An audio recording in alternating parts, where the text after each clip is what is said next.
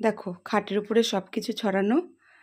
তো পরশুদিন হচ্ছে আমার ভাইয়ের ছেলের অন্নপ্রাশন, সেই জন্য সব বের করে রেখেছি, সব ঠিকঠাক করব। তো এই শাড়িটা পরবো, এই শাড়ির ব্লাউজটা কাটিং করে বানিয়েছি।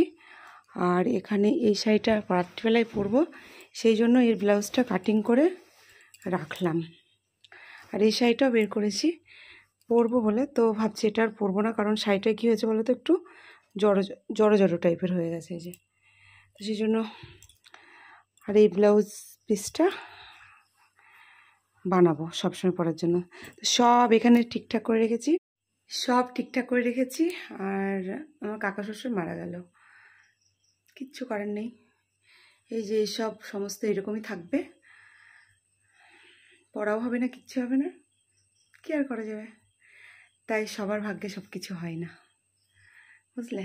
দেখো ব্লাউজের পিসটা কোথায় রাখলাম, ভাবলাম যে ব্লাউজের পিসটা বানাবো একটু সুন্দর করে, ডিপ গলার ডিজাইন করে বানাবো, সেটা ভেবেছিলাম।